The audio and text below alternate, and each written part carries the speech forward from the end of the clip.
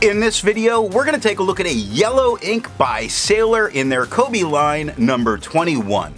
As always, there's timestamps down below so you can skip around, but if you've got the time, I'd appreciate you checking out the entire video. Also, down in the description is a link to the yellow ink playlist, so if you want to see more of them, you can find that there.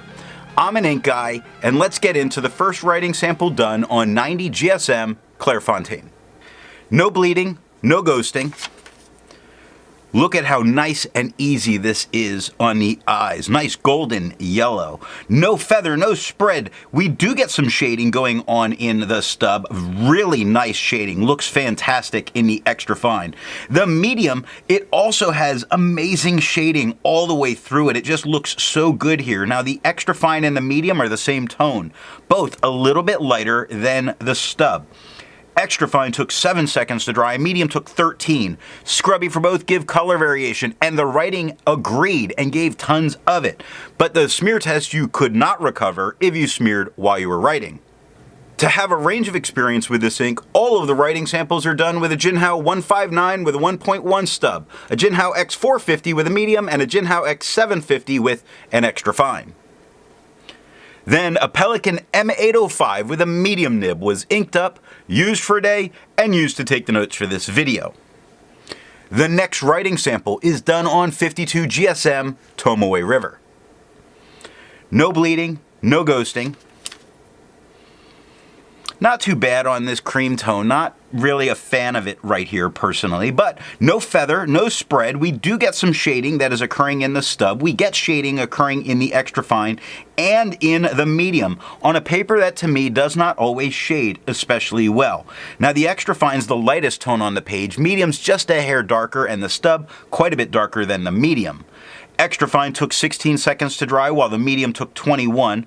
The scrubby for both don't really show the color variation as nicely as the writing does, and a smear test you could not recover if you smeared while you were writing. I agree with Vita. There's a lot to learn by doing multiple chromatographies. The one on the left is done the way it's supposed to be done. A line of ink is put down and then it's put into water for 10 to 15 seconds. And we see this very nice yellow that as it gathers and more of it gets there, we get towards a golden brown tone. The one on the right that's allowed to dry for 10 minutes, we see the littlest bit of orange underneath where that brown is at the top. So while most of this comes in as a very nice golden brown or golden yellow, we do get a little bit of orange in this second chromatography, but I'm not expecting any of this to be resistant.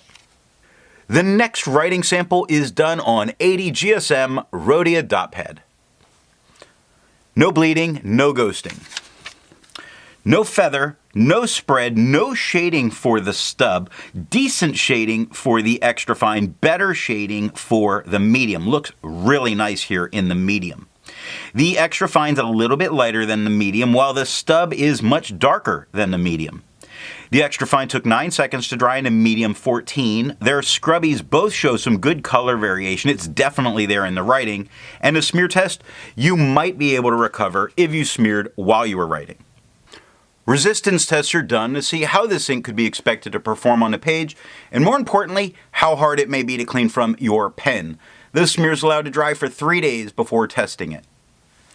Looking at the highlighter, it performed incredibly well there. It became a bit darker with that yellow background, which was quite nice. I do think it can hold up to note-taking if you had to go back and highlight, though I don't know that this would really be what I would personally use. Now, water is reactivating and lifting most all of this ink off the paper, which is the reason it took all of the ink out of my pen. The pen flush does everything that water does and nothing more, and the 1/3 bleach solution, as you would expect, completely destroys it, but you're not going to need it. Now, mistakes are made sometimes as different inks are tested, and the vial, it looked much lighter, and I had low expectations, so I only tested those 3 papers, unfortunately. It did give me more ink to go ahead and play around with later. For the inks tested, the average viscosity was 2.5, with the realm of normal being from 2.1 to 2.9. Sailor Kobe number 21 has a viscosity of 2, so it's normal.